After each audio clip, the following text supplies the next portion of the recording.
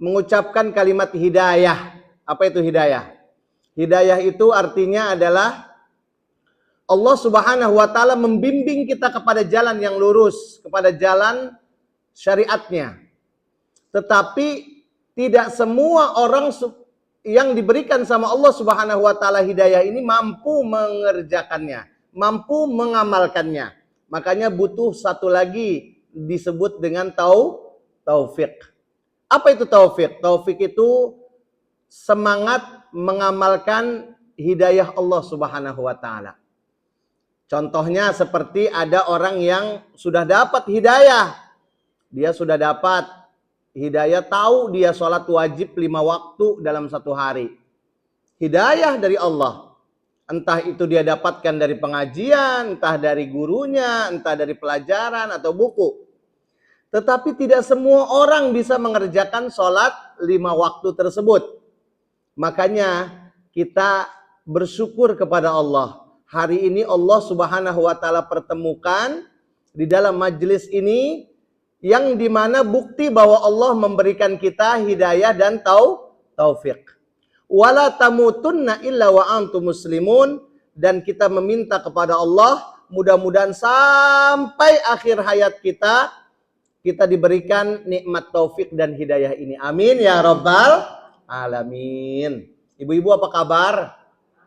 Alhamdulillah, cantik-cantik amat ibu-ibu. Masya Allah. Enak jadi ibu-ibu ya. Bapak-bapaknya pada kerja. Lagi banting tulang. Lagi banyak urusan.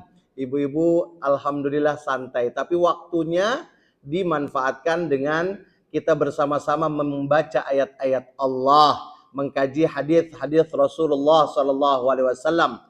Kita berdoa kepada Allah, mudah-mudahan kita semua yang ada di sini dan keluarga kita menjadi sehat walafiat, panjang usia, kemudian dikasih sama Allah rezeki yang lapang, kemudian Allah Subhanahu wa taala berikan kita terus taufik dan hidayahnya. Amin ya rabbal alamin. Bersalawat kepada Rasulullah. Allahumma salli ala sayyidina Muhammad wa ala ali sayyidina Muhammad. Baik. Yang belum kenal sama saya Wandi namanya. Saya mungkin baru pertama kali ini mengisi kajian di Nurul Qalbi ya, kaum muslimat Nurul Qalbi. Saya biasanya di bapak-bapak terus ya. Nah, ini alhamdulillah bisa berjumpa dengan ibu-ibu. Kita akan mengkaji apa? Hari ini adalah hari Rabu bertepatan dengan tanggal 3 Rabiul Awal 1447 Hijriah.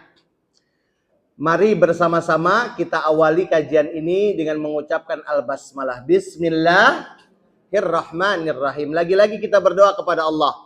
Mudah-mudahan hadirnya kita di sini kita mendapatkan ilmu yang bermanfaat. Apa yang kita kaji, yang kita dengar, yang kita fahami, menambah keimanan kita, memperkuat akidah kita, dan menjadikan ibadah kita semakin berkualitas. Amin ya rabbal alamin. Baik. Sebelum itu saya bacakan, hebatnya belajar agama. Masya Allah, belajar agama. May yuridillahu bihi khairan yufaqihu fiddin. Siapa saja yang Allah Subhanahu wa taala ingin kepada hambanya untuk diberikan kebaikan. Kita ini hamba-hamba Allah. Allah pengen berikan kebaikan. Kebaikan itu banyak. Tetapi kalimat di sini khairan artinya kebaikan yang hakiki dari Allah.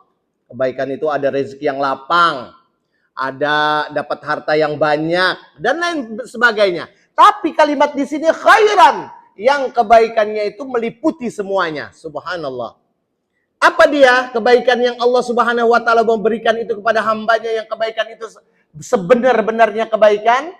Yufaqihu fiddin. Allah mudahkan dia mempelajari agamanya. Alhamdulillah. Enggak semua orang mau hadir di dalam majelis taklim itu. Enggak semua orang mau mengikuti kajian-kajian. Alhamdulillah. ini merupakan bagian daripada langkah Allah akan memberikan kebaikan yang hakiki. Amin ya rabbal alamin. Di pagi hari kita mau berzikir dulu. Zikir itu ada banyak.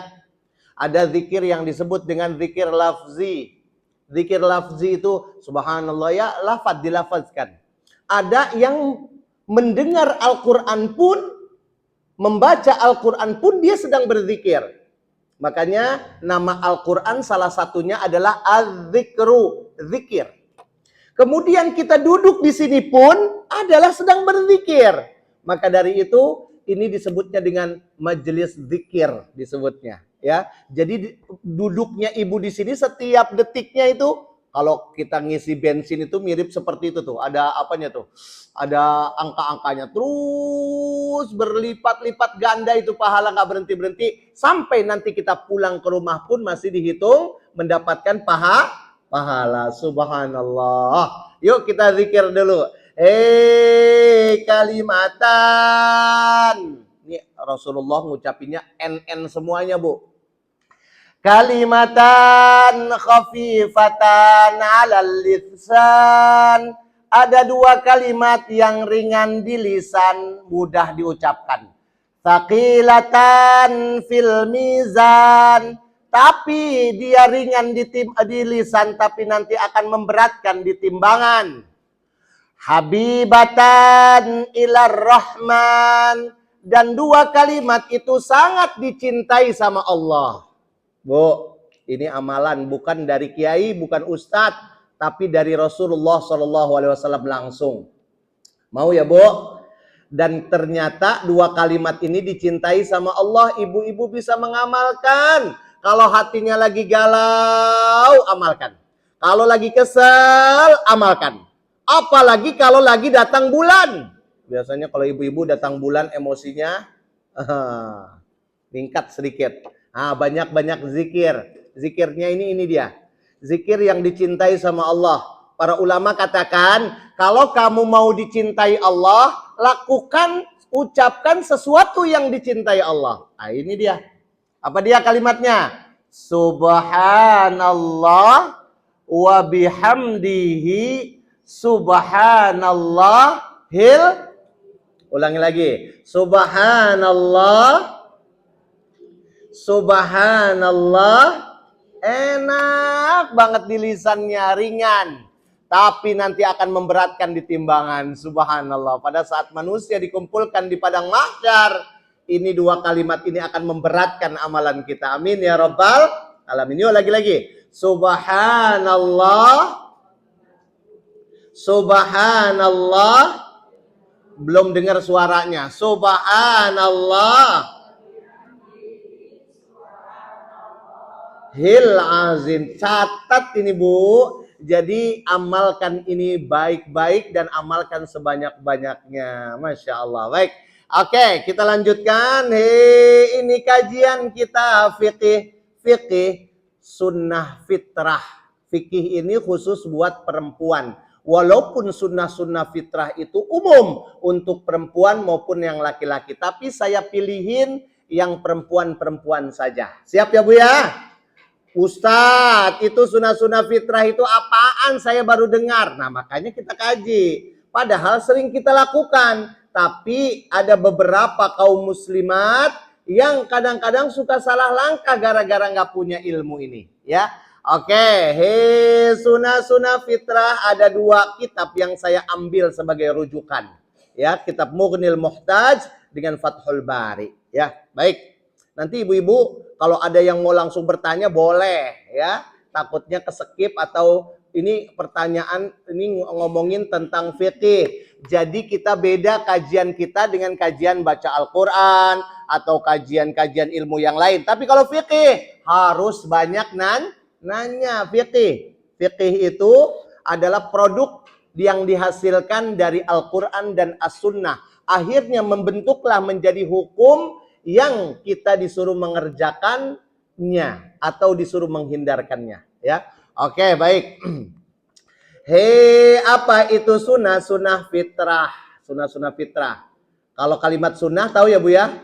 kita mengerjakan sunnah. Sunnah. Apa itu sunnah? Sunnah itu artinya apa saja yang dilarang, apa saja yang dianjurkan atau disuruh mengerjakannya oleh Nabi Muhammad Sallallahu Alaihi Wasallam. Itu sunnah. Nah sekarang fitrah.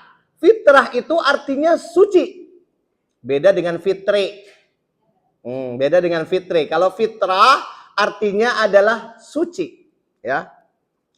Kullu mauludin alal fitrah. Sesungguhnya setiap orang yang baru dilahirkan adalah dalam kondisi suci. Nah sunnah fitrah artinya adalah kita pengen selalu berada dalam fitrah. Mirip seperti bayi yang dilahirkan. Suci, bersih. Makanya sunnah-sunnah fitrah ini artinya mengerjakan sunnah-sunnah yang diajarkan oleh Rasulullah supaya badan kita mirip seperti bayi yang suci. Subhanallah. Itu dia sunnah-sunnah fitrah. Apa dia? Nah, ini pun agama kita adalah agama fitrah. Ya. Dan ternyata urusan sunnah-sunnah fitrah ini menyangkut tentang kehormatan diri. Ada orang yang nggak memperhatikan sunnah-sunnah fitrah. Akhirnya orang itu banyak nggak dihargain sama orang lain. Nah, kita lihat nanti ya. Makanya di sini ada kalimat khawarimul muru'ah, menjaga kehormatan diri. Entah itu orang lainnya itu suami kita. Suami kita kurang hargain kita. Gara-gara kita nggak memperhatikan sunnah-sunnah fitrah. Gitu dia. Ya. Baik. Nah, sunnah fitrah ini mendatangkan faidah din atau agama. Maupun yang sifatnya duniawi. Di antaranya adalah memperindah penampilan, membersihkan badan, menjaga kesucian, menyelisih simbol orang-orang yang kafir non-muslim, kemudian melaksanakan perintah syariat agama. Oke ya. Nah sekarang kita pengen tanya, apa itu sunnah-sunnah fitrahnya yang disebutkan oleh Rasulullah? Kita sebutin. Yang pertama ada 2 hadis, Bu. Ada 2 hadis. Yang pertama, al-fitratu khamsun, sunnah fitrah itu ada 5. Yang pertama al-khitan, disunat, dikhitan. Ya, ternyata dikhitan buat laki-laki juga buat perempuan. Kemudian wal istihdad, mencukur bulu kemaluan. Nih mohon maaf ya Bu, hari ini kita membahas agak-agak jorok dikit. Nah, bukan jorok, maksudnya kalimat-kalimatnya yang daleman dikit ya. Tetapi ini disebutkan oleh Rasulullah di dalam syariatnya. Ya.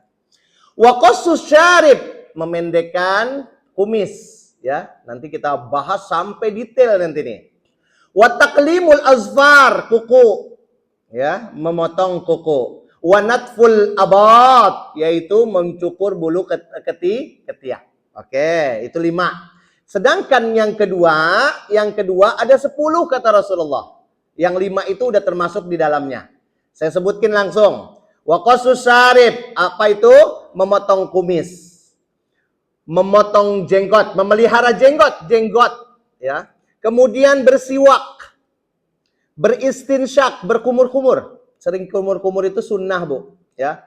Kemudian memotong kuku, membasuh persendian. Kemudian memotong bulu ketiak. Wa halqul anat, mencukur bulu kemaluan. Kemudian wantiqasul ma', dan dia istinja. Mohon maaf, cebok dengan air, ya, tidak disunahkan dengan tisu ataupun dengan batu atau daun. Ya. Nah, sekarang orang yang meriwayatkan ini baru mengucapkan 9. Akhirnya dia bilang, kalau nggak salah yang 10 itu satu lagi deh. Apa dia? Al-madmadah, kumur. Ibu-ibu langsung terlintas di dalam, alah masa kajiannya cuma itu doang, itu mah udah sering dikerjakan, Bu. Kita mau menguatkan, ternyata gara-gara kumur-kumur, gara-gara urusan kuku, kita bisa masuk surga. Masya Allah. Dalam urusan yang kecil-kecil kayak gini, itu ternyata memudahkan kita masuk surga. Di saat kajian, pengajian, ada banyak amalan-amalan. Disebutin sama ustazahnya, disebutin sama para ustadz-ustadznya. Ada amalan ini mau dikerjakan, amalan ini mau dikerjakan. Tapi kadang-kadang suka berat. Nah, pada saat ibu-ibu berhadapan dengan amalan-amalan itu, maka bidik yang paling ibu suka dan yang paling senang melakukannya. Ternyata itu bagian daripada celah kita menuju surga. Subhanallah ya. Baik. Kenapa kita ngerjain ini? Lagi-lagi ciri orang yang beriman. Ini ada hadis yang diriwayatkan oleh Imam At-Tirmidzi. Sesungguhnya innallaha thayyibun. Allah itu baik. Yuhibbut thayyib. Sesungguhnya Allah itu baik dan menyukai yang baik-baik. Nazifun yuhibbun nazafah.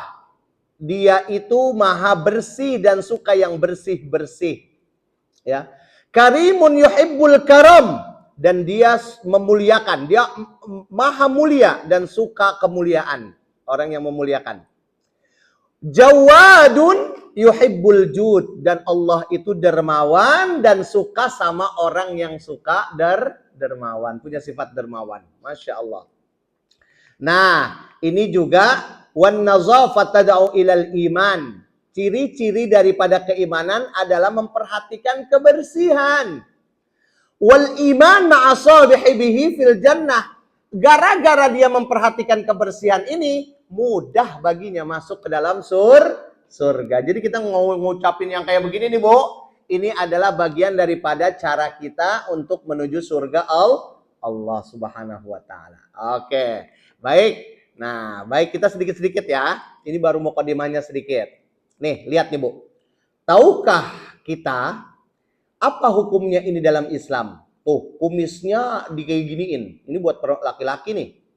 Atau mengecat rambut. Ibu-ibu boleh nggak ngecat rambut warna apa, Bu? Ibu-ibu. Ini ibu-ibu pakai jilbab nggak kelihatan. Pas dibuka jilbabnya, wih, rambutnya pink. Boleh nggak? Atau pengen seperti orang Korea, warnanya ada yang merah. Boleh nggak? Nah, ini yang kita urusin nanti dalam sunah-sunah fitrah ini. Jenggot. Ini buat laki-laki dulu ya. Kemudian model rambut. Nah, ini buat laki-laki. Nah, sekarang perempuan. Sulam alis mata. Boleh nggak? Nah, ini yang kita lakukan nih. Kita lagi ngomongin sunah-sunah fitrah. Apalagi? Kuku pakai kuku palsu. Banyak kan sekarang? Banyak. Anak saya aja beli tuh. Anak saya beli. Kakak, itu buat apaan ya? Aku kan seneng aja. Itu nggak boleh, Kak. Ya, aku kerjanya kalau lagi haid kok memakainya. Wah, kita bahas sedikit ya. Kuku. Apa lagi? Waxing. Bu, waxing boleh nggak? Ibu nggak suka sama yang bulu-bulu, bapak-bapaknya, suaminya nggak suka. Di waxing. Mending kalau sendiri. Tapi sekarang di mall BXC banyak bener. Boleh nggak? Nah, kita bahas ini ya. Kita bahas. Kemudian itu ada itu Ustaz, jasanya satu paket. Nyukur ini, nyukur itu, nyukur ini, nyukur itu. Wah, itu boleh nggak? Masya Allah ya. Santri-santri, kalau ada yang jorok-jorok merem ya. Tutup telinga. Ini sengaja saya ngundang santri karena saya canggung kalau saya cuma sendirian di ruangan yang ibu-ibu semua. Oke. Kemudian apa lagi? Pakai jilbab tapi ada punuk untanya tuh. Nanti kita bahas punuk untanya ya. Oke, yang kemudian cukur alis mata, boleh nggak, Bu? Ustadz, saya ini alis matanya nggak teratur banget. Kalau saya nggak rapihin muka saya sangar, Ustadz. Iya kan? Padahal saya nggak marah-marah, tapi kayaknya sekali sangar. Suami saya bawaannya takut aja sama saya. Kenapa kok kamu takut banget? Kamu kayak singa katanya. Ininya. Sekarang boleh nggak itu dikerjain? Nah, apalagi? Sulam bulu mata. Boleh nggak? Nanemin bulu mata. Boleh? Atau bikin pakai bulu mata palsu. Biasanya ibu-ibu kalau kondangan ini. Ya kan? Kalau lagi nemenin mempelai jadi panitia, apa itu? Panitia pernikahan ini. Ya kan? Atau jadi orang tua mempelai yang lagi hajatan, boleh nggak? Nah, ini dia yang kita mau kaji. Contohnya lagi, banyak lagi, hair extension. Terus apa lagi? Wah, banyak, saya udah kumpulkan, tapi tidak semuanya bisa dikaji dalam satu sekaligus. Makanya, Bu, relax. Kita kajiannya kajian fikih ya, Bu. Kajian fikih itu seperti ngobrol, ya. Oke, kita lanjutin. Kenapa kita memperhatikan ini? Ibu-ibu semangat ya sih? Ibu-ibu kayaknya nggak semangat banget kayaknya. Wah, ya. Ibu-ibu santai, ada snack silakan dimakan ya, santai aja supaya relax, kemudian kita jadi ilmu jadinya. Tapi kalau tegang-tegang, jadi lupa nantinya ya. Perempuan itu ibu-ibu paling gampang masuk ke dalam surga. Demi Allah, saya setelah kaji-kaji semuanya, itu perempuan celahnya sedikit untuk masuk ke dalam neraka. Susah. Susah. Apa dia? Nih contoh. Ini hadisnya secara kalimat itu buat feminim. Jadi perempuan, kalau kita belajar bahasa Arab itu ada musanna, ada mudzakkar. Ada kalimat-kalimat yang buat perempuan. Mirip seperti bahasa Perancis, ya. Nah, ini hadis bukan untuk saya, bukan untuk bapak-bapak, tapi untuk engkau wahai perempuan. Kita sebutin. Idza shallatil mar'atu khamsaha. Kalau ada perempuan dia hanya ngerjain sholatnya cuma 5 waktu saja. Enggak ngerjain sholat tahajud, sholat hajat, sholat taubat, sholat duha, sholat awabin, sholat yang lain. Cukup memperhatikan sholat yang 5 waktu sahaja. Apalagi? Wasamat syahraha. Dan dia berpuasa yang wajib saja. Bulan Ramadan. Enggak butuh itu puasa Senin Kamis, Senin Ayyamil Bait, Senin puasa Rajab, puasa sunnah yang lainnya. Enggak. Puasa Nabi Daud apalagi. Ya, enggak butuh. Syahroha yang bulan Ramadan saja. Tolong perhatikan. Yang pertama salat 5 waktu. Yang kedua puasa Ramadan.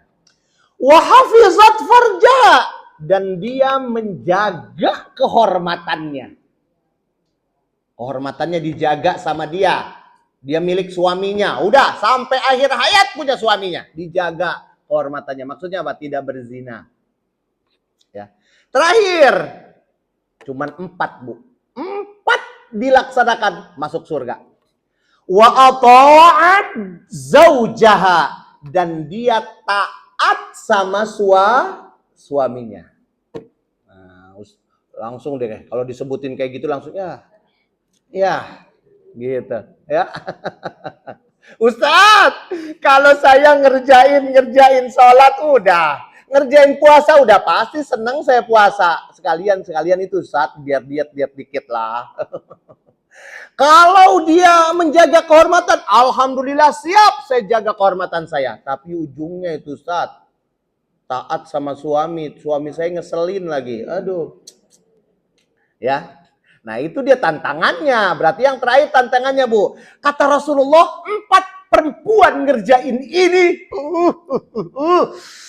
Kata Allah di dalam kata Allah nanti di akhirat, qilalaha, maka akan dikatakan kepada dia, udkhulil jannata min ayyi abwabil jannati syi'ti. Ti itu buat perempuan. Nanti di akhirat engkau nanti akan dikatakan, masuk kamu wahai perempuan yang ngerjain 4 ini ke dalam surga dari pintu-pintu surga mana saja yang kamu maui. Subhanallah. Masya Allah. Gampang, Bu. Gampang, ada 4 doang. Cuman tantangannya ini, iblis tahu kalau perempuan paling gampang masuk ke dalam surga, tapi iblis nggak ridho. Makanya yang kita ngerihin adalah ini problemnya nih, Bu. Nabi Muhammad pernah bercerita, ya ummati, wahai umatku, aku pernah diberikan anugerah sama Allah pergi Isra dan Mi'raj. Wa tala'tu fil jannah fara'aitu aktsara ahlihal fuqara. Sesungguhnya aku dianugerahkan sama Allah bisa mengunjungi surga, dan aku paling banyak melihat penduduk surga itu nanti akan ditempati oleh orang yang fakir miskin. Fakir miskin, Bu. Jadi fakir miskin itu salah satu penyebabnya dia dihisapnya sebentar. Ya, apa yang dihisap? Dia nggak punya harta, nggak punya kendaraan, ya. Tapi bukan berarti hadis ini menunjukkan kalau kita disuruh jadi orang miskin aja, enggak. Yang paling afdol adalah orang kaya, ya. Tetapi nanti di sana di surga paling banyak adalah orang-orang fakir. Ya. Ini problemnya yang kedua. Wa tala'tu finnar fara'aitu aktsara ahliha an-nisa. Tadi surga, kemudian aku dimasukkan ke dalam neraka Allah, disuruh mengunjungi Allah. Ini ternyata di dalam neraka aku melihat paling banyak, Bu, perempuan an-nisa. Seakan-akan terjadi kontradiksi. Yang satu hadis tadi mengatakan perempuan paling gampang masuk surga, tapi yang ini kok paling banyak masuk ke neraka. Ada apa ini? Kita harus cari penyebabnya, Bu.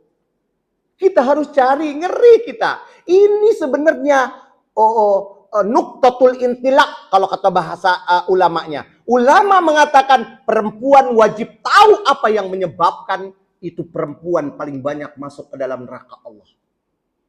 Saya sebutin. Ternyata gara-gara kosmetik juga. Ternyata gara-gara perhiasan juga. Gara-gara pakaian juga. Nah, kita lihat ya. Udah ya, Bu, ini hadis ini sering kita jumpai. Kita sering dengar ini, ya. Oke, sekarang pertanyaannya, itu perempuan itu Nabi Muhammad kalau habis sholat Id kan jadi imam, jadi khatib.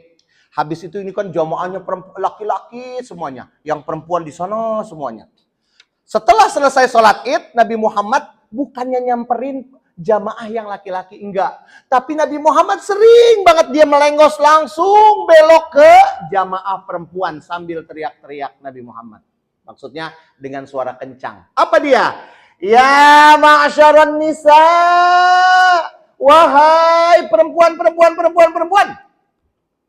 Tasaddaqna.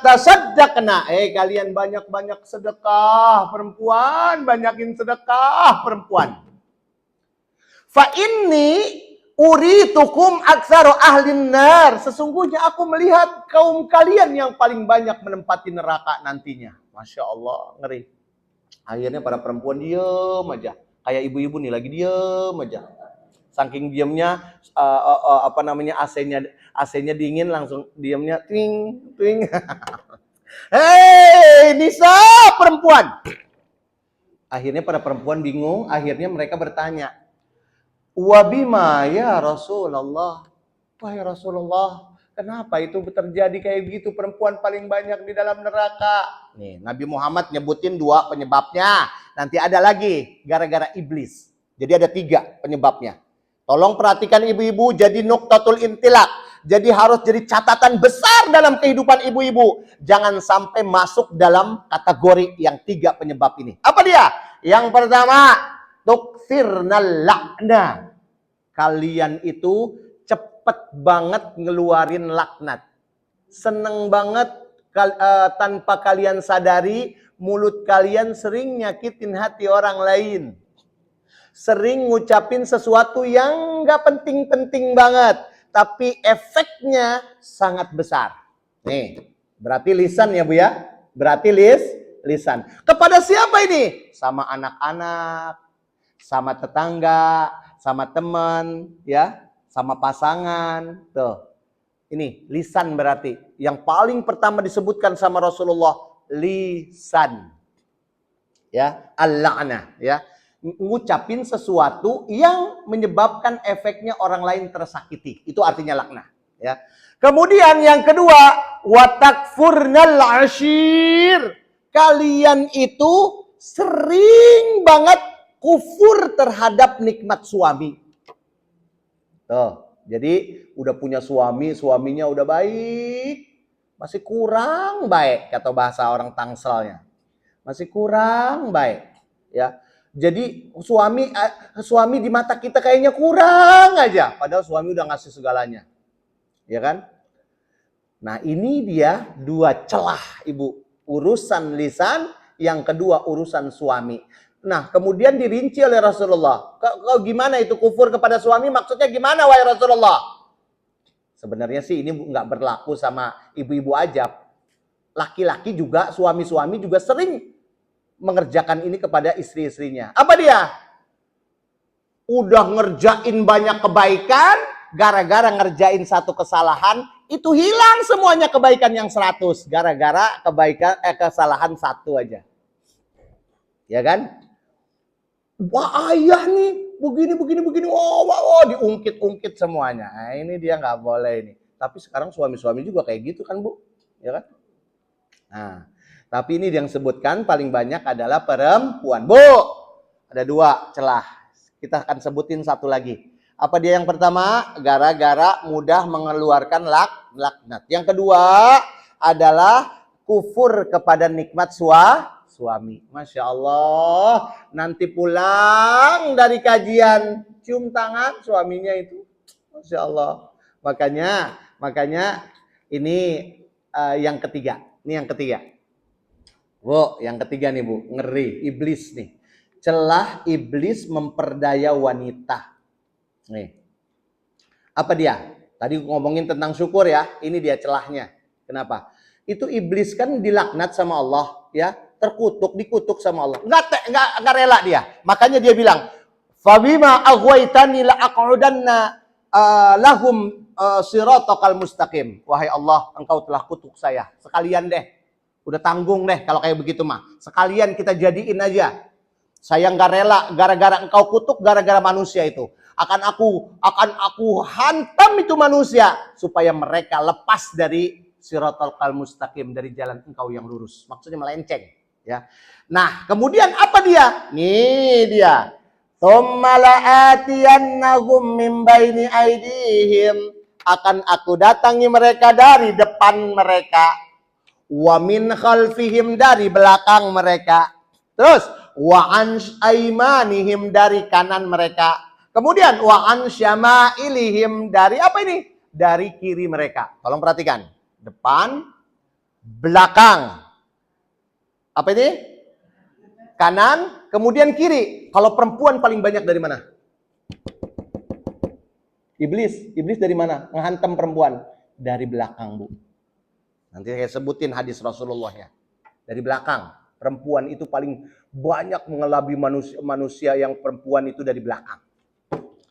Sekarang dari depan, dari belakang, dari kanan, dari kiri. Ada lagi satu arah lagi. 2 arah yang tidak dimasukin. Apa dia? Dari atas sama dari bawah. Kenapa demikian?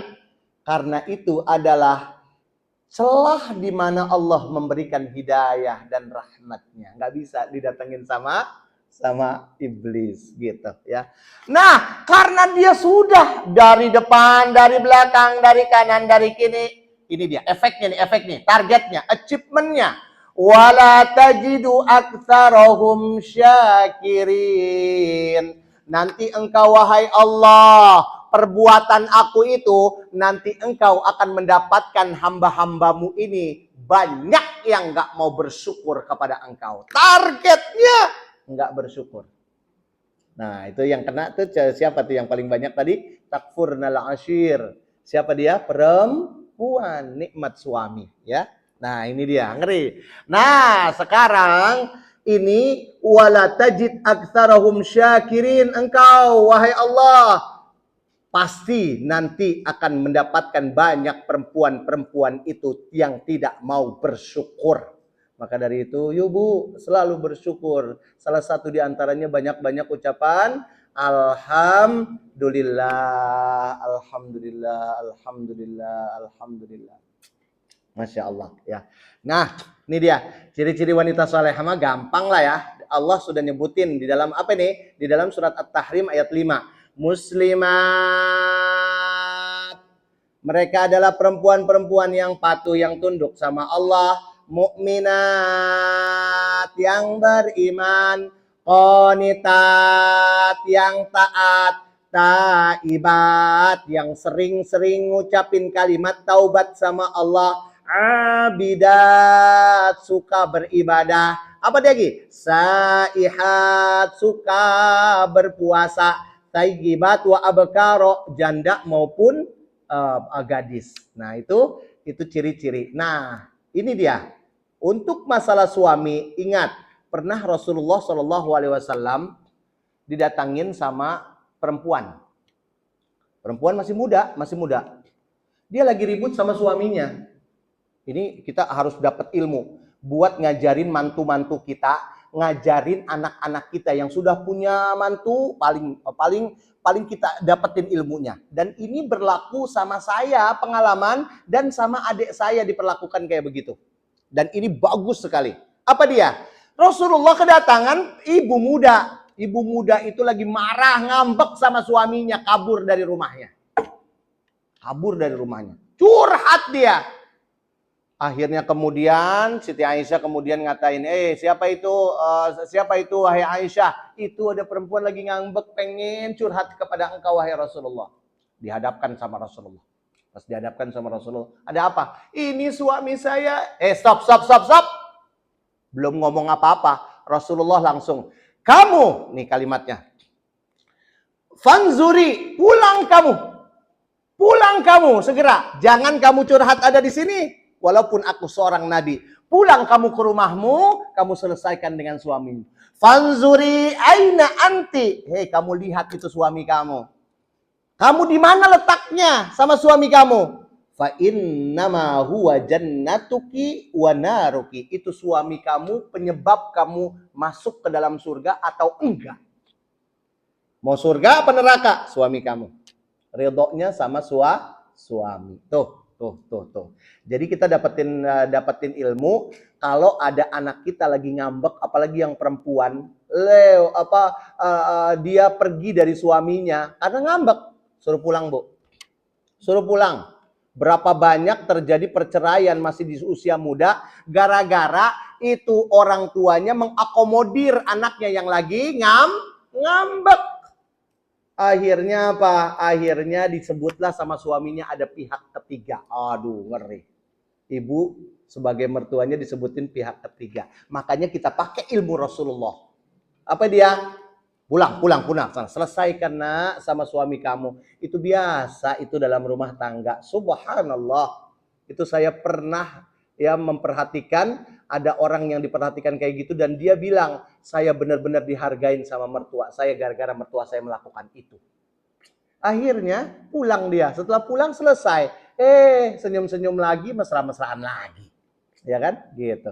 Tapi kalau kita campur tangan bisa jadi lama urusannya. Ini dia ilmu yang kita di sana. Urusan suami jangan pernah kita remehkan karena sesungguhnya dialah terletak antara surgamu dan nerakamu. Subhanallah. Satu. Yang tadi dua. Celahnya apa tadi? Yang pertama banyak la'an. Yang kedua adalah apa? Kufur kepada suami. Nikmat suami. Yang terakhir, Bu. Ini celah iblis. Apa dia? Celah yang ketiga yang masuk bahasan kita. Apa dia? Merubah-rubah ciptaan Allah. Ternyata iblis bersumpah supaya kita merubah-rubah ciptaan Allah. Apa dia? Kita sebutin. Masih di dalam surat An-Nisa ayat 119. Wala udillannahum, demi Allah. Wahai Allah, saksikan aku bertekad sumpah kepada engkau. Wala udillannahum, akan aku sesatkan itu manusia. Wala umanniyannahum, dan aku jadikan mereka berangan-angan, angan-angannya itu terlalu besar sehingga palsu dia. Kemudian wala amurannahum, dan akan aku jadikan mereka mudah sekali mengerjakan amalan-amalan buruk. Wala amurannahum, kalimatnya nih, dan aku jadikan mereka mudah mengerjakan fala yughayyirunna khalqallah, mereka mudah merubah-rubah yang diciptakan oleh engkau wahai Allah. Nah, Bu. Apa dia? Ini merubah-rubah ciptaan Allah enggak nih, Bu? Tato, bener enggak? Ini Allah Subhanahu wa taala sudah sudah menciptakan manusia secara fitrah kulitnya.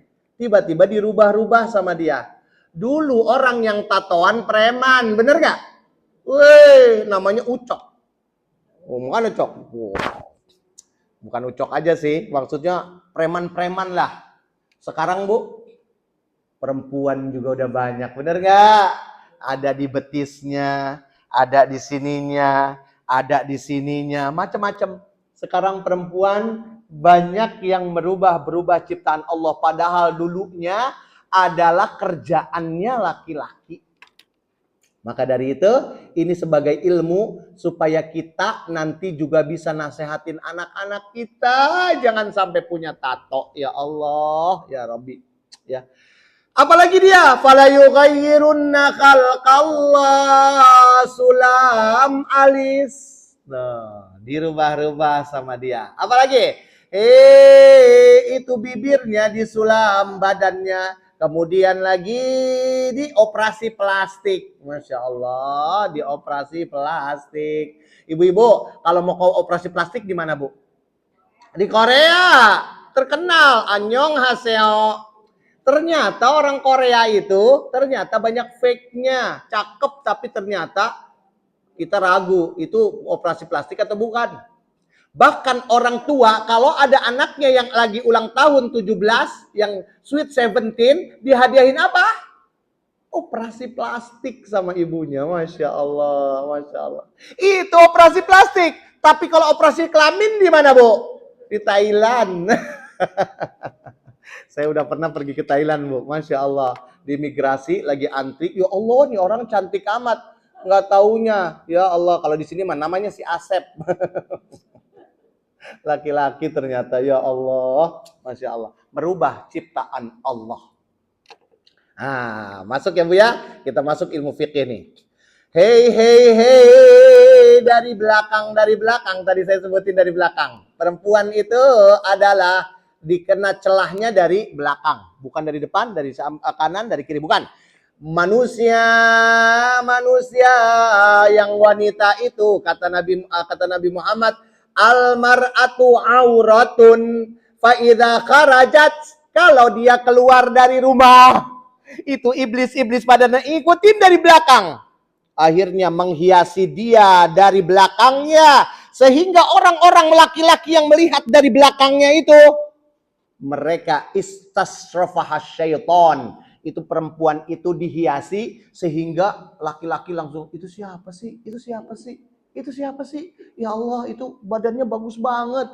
Kepalanya bagus banget itu siapa sih? Penasaran dari belakang, Bu, dari belakang. Fa idza kharajat, kalau dia keluar rumah dari belakang bikin orang penasaran, laki-laki khususnya. Nah, Masya Allah. Pernah tuh, ya Allah ini cakep banget, warnanya warna pink. Pas dia nengok ternyata nenek-nenek. Ya Allah ya Rabbi. Ternyata memang perempuan itu dijadikan dari sisi fisiknya, dari sudah mulai keluar dari rumah. Nah ini dia ya. Oke, hadis ini diriwayatkan oleh Imam Tirmizi. Baik, kita masuk ke fikih. Kita masuk, itu mukadimah ya. Sepakat ya Bu ya, kita bahas tentang ini ya. Nah, kita ngomongin tentang sunnah fitrah, ngomongin tentang bulu, tentang rambut, tentang kuku. Nah, makanya saya sebutin nanti, bukan berarti saya jorok ya Bu ya, nanti saya sebutin. Oke. Di dalam Islam, baik laki-laki maupun perempuan, bulu rambut itu terbagi secara fikih menjadi 3 bagian. Nah, satu, yang pertama, rambut atau bulu yang diperintahkan untuk dipotong, dihilangkan. Semisal rambut bulu ketiak, apalagi bulu kemaluan, kumis buat laki-laki ya. Nah, ini dia ya. Itu yang disuruh dihilangkan. Yang kedua, rambut atau bulu haram hukumnya dihilangkan. Kebalikannya Bu ya. Ya, contohnya apa? Jenggot kalau yang laki-laki. Apalagi buat yang perempuan maupun laki-laki, anams, bulu mata, alis mata. Itu bulu-bulu juga kan, rambut juga kan. Nah, itu haram hukumnya dihilangkan. Ada 2. Yang pertama disuruh dihilangin, yang kedua enggak boleh dihilangin. Yang ketiga ini yang banyak permasalahan. Apa dia? Tidak ada penjelasan khusus tentang itu. Ya. Semisal seperti rambut di tangan, boleh nggak dihilangin Bu? Nggak ada penjelasan, ya. Di kaki, di betis, boleh nggak dihilangin? Nggak ada penjelasan.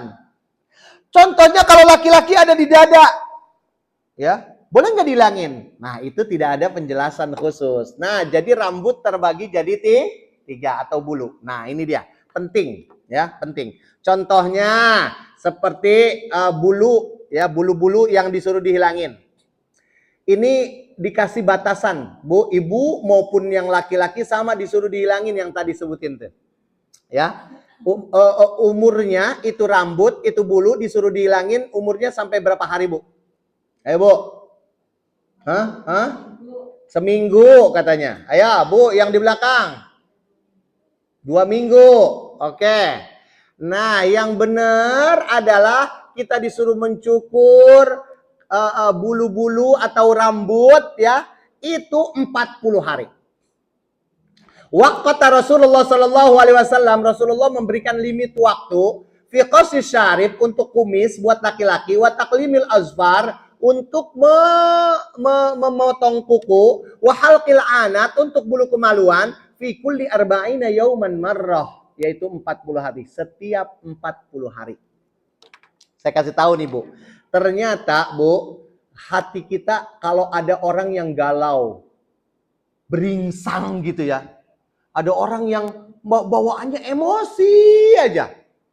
Adanya orang tuh hatinya itu limbung aja. Kenapa ini? Duit banyak. Suami baik-baik aja. Anak-anak oke-oke aja. Kenapa ini? Ternyata banyak urusan gara-gara urusan kuku, urusan rambut, urusan bulu. Beneran. Ini berhubungan dengan psikologis soalnya. Psikologis manusia itu juga terbentuk. Coba kalau saya laki-laki nih, saya ngerasain kalau udah mohon maaf bulu ketiak saya sampai lupa 40 hari. Atau kumis saya, atau bulu kemaluan. Itu udah beringsakan saya. Kenapa sih kok kayak enak amat nih? Suasananya nggak enak. Oh ternyata belum mengerjakan sunnah-sunnah fitrah. Nah, itu dia, Bu. Itu jadi berhubungan dengan hati. Makanya agama kita ini agama fitrah. Nggak bisa dipisahkan antara batin dengan zahir. Antara lahir, antara badan dengan batin, dengan hati. Gitu, ya. Jadi berapa hari, Bu? 40 hari. Ya, oke. Baik, kita lanjutin. Ini kata Imam Asy-Syaukani di dalam kitab Tahaffuzul Ahwazi, bahwa itu Rasulullah udah kasih tahu 40 hari. Ya udah kerjain 40 hari. Tetapi Imam Nawawi mengatakan, enggak harus 40 hari lah.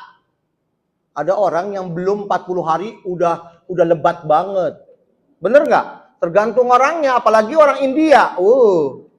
Badannya udah kayak monyet, semuanya bulu semua, ya kan? Nah, itu ada orang yang kuat, kenceng dia, lebat cepet dia, maka nggak harus 40 hari. Jadi lebih dicepatkan lebih bagus. Itu dia ilmu fikih ya, Bu ya. Oke, nah ini dia. Nah, ini saya skip dulu, ini buat laki-laki, jenggot. Boleh nggak kita kalau laki-laki bapak-bapak, ibu-ibu, tolong bapak-bapaknya suruh berjenggot karena itu sunnah. Gara-gara jenggot dia bisa masuk surga. Subhanallah, ya. Ibu juga yang nyuruhnya, setiap hari si bapaknya berjenggot, itu ibu gara-gara dia berjenggot, gara-gara ibu yang menyarankan, ibu dapat pahala terus, ya. Subhanallah. Ini dia sunnah-sunnah fitrah. Nah, oke, ini hanya di skip aja. Ini buat laki-laki, kumis, jenggot laki-laki. Nah, sekarang perempuan. Perempuan mah warna pisaunya juga warnanya pink, bener gak? Cuman sekarang warna pink buat yang begini, Bu, ya kan, laki-laki yang begini, Masya Allah, ya. Padahal khusus buat perempuan. Hukum dan adab mencukur bulu kemaluan. Ustadz itu risih ngedengarnya. Ada hukum-hukumnya nanti nih tentang waxing segala macam, ya. Jadi saya mohon dimaafkan apabila lancang ngomong, karena fikih itu nggak tentang malu ya, tetapi hukum yang harus kita tahu. Oke. Hukum mencukur bulu kemaluan, adab mencukur bulu kemaluan. Ini kalimatnya khusus buat perempuan. Ternyata tentang bulu kemaluan itu bisa disayang sama suami. Beneran. Amhilu hatta tadkhulu lailan aw isya'an. Hei kalian laki-laki. Ini laki-laki ini baru pada pulang perang. Udah gak sabar pengen ketemu sama istrinya. Udah gak sabar dia. Hei jangan buru-buru, sabar. likai tamtashitas sya'itha wa tastahiddal maghiyah. Hei, sabar dulu, biarkan itu perempuan membersihkan badannya dulu dan mencukur dan merapikan bulu kemaluannya. Jadi disuruh sama Rasulullah adalah perempuan. Kenapa ya, Bu? Perempuan. Ayo, kenapa, Bu? Para ulama menyorotin ini dalam ilmu fikih. Nggak usah malu-malu, orang saya belajar, Imam Syafi'i mengkaji tentang ini. Semua imam-imam. Kenapa ya, Bu? Perempuan disuruh mencukur. Ya, kenapa? Gara-gara kalau laki-laki, dia nggak berurusan langsung dengan air seni, air kencing. Tapi kalau perempuan, dia terkena air kencing kalau dia sedang kencing dengan lagi pipis, pasti terkena tuh. Kalau terlalu lebat, dia akan menyebabkan terkena atau tertimbunnya najis di situ. Ah, ini dia. Jadi disuruh banyak perempuan. Oke, hadis ini diriwayatkan oleh Imam Bukhari dan Muslim. Oke, kita lanjutin. Adab mencukur bulu kemaluan. Apa dia? Dalam ilmu fikih disebutnya istihdad. Bu, ada di zaman Rasulullah, sebenarnya yang sunnah itu adalah dengan mencabut. Setengah mati kalau kita mencabut adu-aduhan terus, bener gak? Makanya di sini istihdad itu dengan kalimat hadid, dengan kalimat besi. Maka boleh pakai pisau cukur atau silet atau semisalnya. Ya, oke. Yang utama adalah dicukurnya sampai habis atau sampai menyisakan. Ini kalimatnya tergantung selera. Imam Ibnu Ahmad ditanyakan, tergantung selera. Ya, tergantung selera. Ya, selera siapa? Suaminya. Ustadz, saya kan udah belajar nih sunnah-sunnah fitrah. Disuruh menghilangkan sunnah biar suci. Tapi suami saya ngelarang, Ustadz. Dia senangnya kayak begitu. Berarti kita masuk dalam kategori taat kepada suami. Selagi itu tidak bermaksiat, maka turutin suami. Gitu. Ya. Atau dia sukanya memang suami mah mau ada kayak mau enggak dia enggak ngaruh, tapi ibu sukanya yang mana terserah ya. Nah, tapi paling tidak dirapihkan sampai 40 hari ya. Oke. Nah, sekarang when and where. Kapan waktunya dan di mana? Di mana, Bu, nyukurnya, Bu? Ya di kamar mandi lah, ya kan? Di kamar mandi lah. Oke, kita nggak memperpanjang itu. Harinya hari kapan? Yang disunahkan hari Jumat. Disunahkan hari Jumat kalau buat yang laki-laki. Kalau yang perempuan disunahnya kan kapan? Bu, disunahkannya kapan? Disunahkannya pada saat suami mengajak. Ya, pada saat suami mengajak. Itu disunahkannya. Baik, itu Ustadz udah tahu. Nah, sekarang kita bahas yang lebih masuk lagi ke dalam. Apa dia? Ada satu pertanyaan. Ustadz, boleh nggak istihdad mencukur bulu kemaluan dilakukan oleh suami? Ya, saya minta tolong sama suami. Habis kalau saya kerjain susah, Ustadz. Boleh nggak? Ayo, Bu. Ayo. Masya Allah. Bu. Ini si santri-santri udah pada nunduk-nunduk, Bu, kemaluan. Masya Allah. Saya suruh hadir mereka biar tahu juga kan. Mereka akan punya istri juga nantinya. Ya, boleh nggak, Bu? Ibu minta sama suami untuk mencukurkan. Boleh nggak? Ternyata ada anjuran, Bu. Ya, ternyata ada anjuran. Kita lihat. Atau istri nyukurin punya suaminya. Ayo. Gitu ya. Oke, kita lihat. Ya, di dalam kitab Fathul Bari, di dalam Al-Majmu' Syarhul Muhadzab karya Imam Ibnu Hajar Al-Asqalani, ini ada dua hukum. Yang pertama ada makruh. Yang kedua ada mubah, nggak sampai haram. Makruh ya, beliau mengatakan ulama yang memakruhkannya berdalil bahwa Siti Aisyah radhiyallahu anha pernah diriwayatkan bahwa Siti Aisyah mengatakan aku belum pernah melihat kemaluannya Rasulullah SAW sama sekali. Jadi dari sini makruh hukumnya, nggak boleh. Tetapi ulama yang mengatakan mubah itu boleh, Bu, boleh. Mengatakan itu hadisnya itu hadis dhaif itu. Yang tadi disebutin dari Siti Aisyah itu hadisnya itu bermasalah, makanya kita tidak bisa jadikan tidak bisa dijadikan rujukan. Yang kedua itu justru Nabi Muhammad itu sering banget mandi sama Siti Aisyah. Bener nggak, Bu? Ya nggak? Siti Aisyah itu sering mandi bersama-sama dengan Rasulullah. Dan dalam kondisi berjanabah. Dua-duanya dalam kondisi mandi junub. Makanya di dalam ilmu fikih kita dianjurkan untuk mandi bareng sama istri, sama suami. Subhanallah.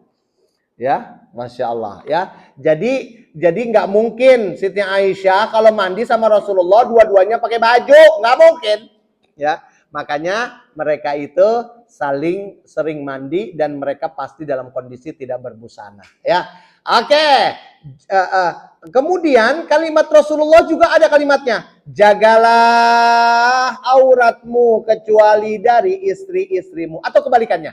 Jagalah auratmu kecuali pada suamimu, ya. Jadi boleh, hukumnya halal. Bahkan para ulama menyimpulkan alasannya adalah karena sulit ngeguntingnya kalau sendirian, apalagi kalau perutnya gede, nggak kelihatan.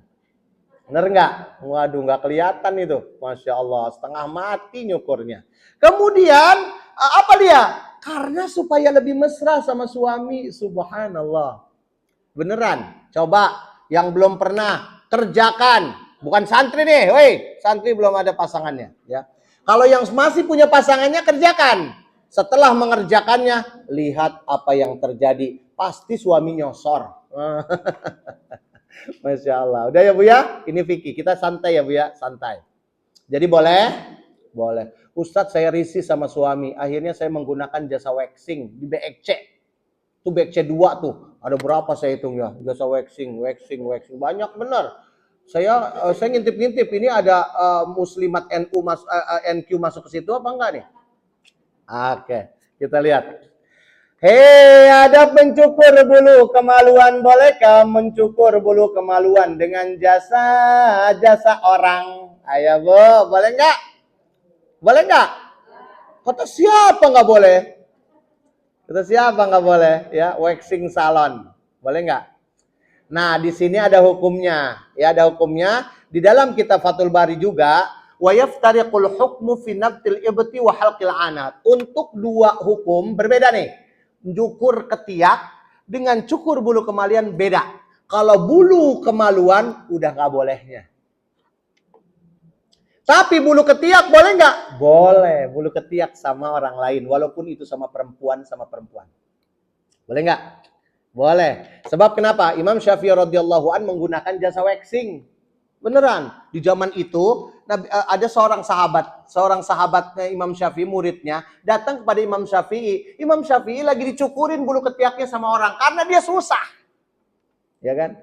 Wahai Imam Syafi'i, kenapa kok dicukur pakai pisau cukur? Hei, sesungguhnya memang sunnahnya dicabut, tapi aku nggak kuat kalau dicabut, sakit bro, gitu. Ya, jadi Imam Syafi'i menggunakan jasa waxing.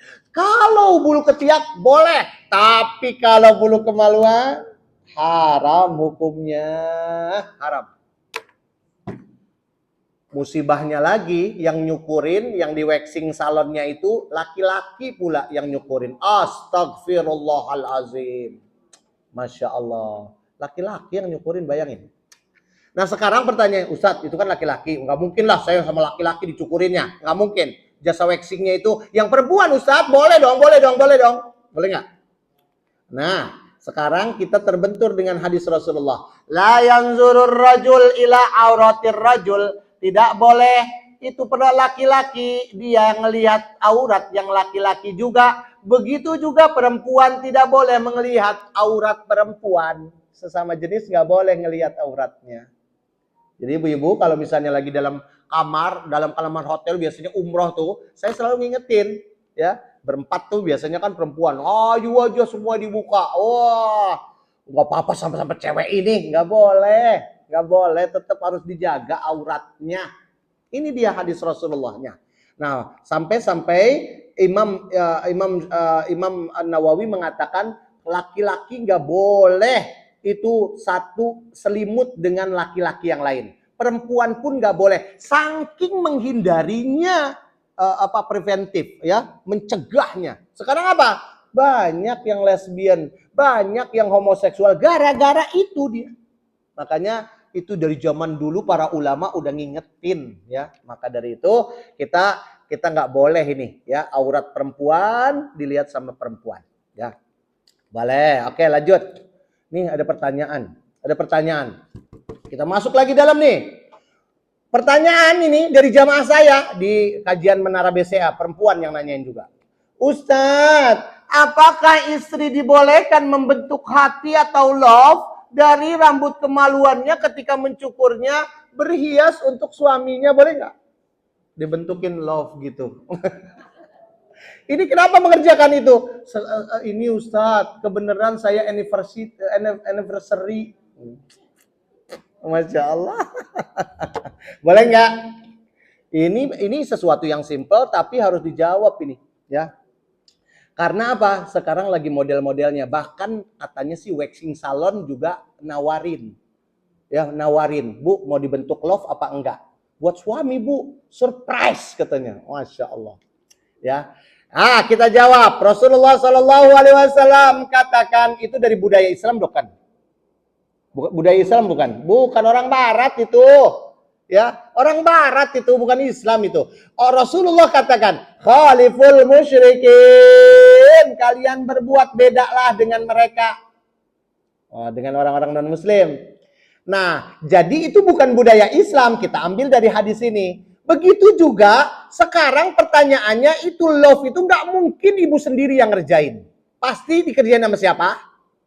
Sama orang lain, makanya dikerjain sama waxing dan kita terbentur dengan dengan hadis yang tadi nggak boleh berhubungan dengan rambut kemaluan itu dikerjakan sama orang lain walaupun itu satu jenis. Oke, nggak boleh jadinya ibu ya, nggak boleh. Oke. Nah tadi Imam Nawawi mengerjakan tadi saya sudah singgung nggak boleh satu selimut aja nggak boleh, apalagi dikerjain atau waxing gitu ya. Oke, kita lanjutin. Sekarang saya versi laki-laki Bu, saya laki-laki nih, itu butuh nggak sih laki-laki kayak gitu? Nggak butuh Bu, saya secara pribadi nggak butuh gitu-gituan. Istri terbaik mah dilayanin dengan senyuman, udah cukup itu. Masya Allah, laki-laki mah dengan senyuman. Nih, khairun nisa allati tasurruhu idza nazara ilaiha. Perempuan yang paling terbaik kata Rasulullah adalah apabila suaminya ngelihat dia nyenengke katanya. Nyenengke itu apaan? Nyenengin. Dia kan nggak mungkin kalau dia cemberut aja nyenengin suaminya. Enggak, pasti wajahnya seri-seri. Pasti nyenengin suaminya. Jadi suaminya betah di rumah. Pak, kerja apa Pak? Aku nggak mau kerja, seneng ngeliatin kamu. Masya Allah. Sampai ke level itu kah? Apalagi? Wa tuti'uhu idza amar. Dan apabila suaminya nyuruh, dia ngerjain. Wala tukhalifu fi nafsiha. Wala maliha bima yakrah. Dan dia tidak menyelisih suaminya. Jadi lagi-lagi suami. Nah, oke. Jadi nggak butuh dicukur sampai bentuk love, nggak butuh ya. Yang dibutuh adalah senyuman, masya Allah. Oke, baik kita lanjutin. Ini fikih ya Bu, pelan-pelan. Menghukum dan adab mencukur bulu ketiak ini simpel. Kalau ini simpel, cepat aja ya Bu ya. Bulu ketiak sebenarnya buat laki-laki nih ya paling banyak ya. Dianjurkan mencabut bulu ketiak bagi yang kuat, disuruh mencabut Bu, ya. Tetapi ini ada khawarimul muru'ah. Ada orang nggak dihargain sama orang lain, hancur harga dirinya gara-gara dia nggak memperhatikan tempat dia nyukur. Ada orang, saya lagi waktu mahasiswa, iseng banget sesama mahasiswa. Dia nyabut bulu ketiak. Weh, mana tangan lo? Tak, apa nih? Dari sini. Astagfirullahalazim, la ilaha illallah. Ya Allah, itu nggak dihargain orang itu sampai kapanpun itu. Makanya khawarim perusak harga diri adalah gara-gara mencukur bulu-bulu itu di tempat, bukan di tempatnya. Ya, nah itu bulu ketiak. Nah sekarang pertanyaannya itu dia disunahkan untuk mencabut. Coba sok wae atuh dicabut. Pasti teriaknya, aduh, pasti. Saya aja nggak kuat tuh, ya. Nah, disunahkan mendahulukan dari dari kanan dulu, kemudian baru kiri. Karena sesungguhnya iblis selalu memulai segala sesuatu dari sebelah kiri. Oke. Kemudian wa yustahab dan disunahkan tadi sebelah kanan. Kemudian boleh dicukur sama orang lain. Kemudian sampai 40 hari. Jangan sampai lebih. Ustadz, lagi-lagi. Suami saya kepengennya nggak dimin aja, jangan dicukur-cukur. Boleh nggak? Boleh. Ya, berarti itu bagian daripada taatnya seorang istri kepada suaminya. Oke, itu simpel. Nah, ini dia. Khusus buat perempuan nih. Kita sampai jam berapa ini kajiannya? Saya mah siap sampai jam 4 malam, jam 4 jam 4 sore juga. Oke, tolong ingetin saya ya. Nggak kerasa nih udah hampir 1 jam. 1 jam persis. Kita mulainya jam 10.15 tadi. Udah, mulai. Hukum mencukur atau threading bulu alis. Kita lihat ya. Oke, ini termasuk bulu yang dilarang apa yang disuruh dihilangkan? Dilarang. Oke, kita lihat. Bu, saya katakan ini urusan perempuan. Dari sejak zaman jahiliyah sampai sekarang urusan perempuan. Makanya yang disebutnya kalimatnya dengan kalimat mu'annas, perempuan, feminim. Ya, oke dia, kita lihat. Nama mencukur atau hukum mencukur atau ngutak-ngatik bulu alis namanya anams. Ya, apa dia? Mencabut, mencukur, mengerik, menyulam dengan alat atau tanpa alat, sebagian ataupun seluruhnya, haram hukumnya diapa-apain. Itu alis, gak boleh. Ya, itu haram hukum. Walaupun dengan tujuan kecantikan. Makanya nanti dibagi 2. Ada orang yang sudah menikah, ada yang sebelum menikah. Mana yang boleh? Nah, kita lihat ya. Nah sekarang, oke, apa dia dalilnya? Dalilnya tegas. Hadis ini diriwayatkan oleh Bukhari dan Muslim, hadis sahih. La'anallahul washimat. Tadi kalimatnya. Iblis itu dilaknat. Ya kan? Iblis mau kita juga dilaknat. Tetapi kalimat laknat ini kebanyakan kepada perempuan. Karena ujungnya T. Muslimat, mukminat, saihat. Itu perempuan.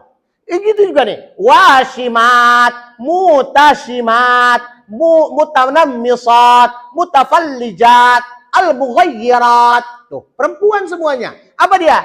La'anallahul washimat. Allah melaknat mereka orang-orang yang suka menato atau tukang tato.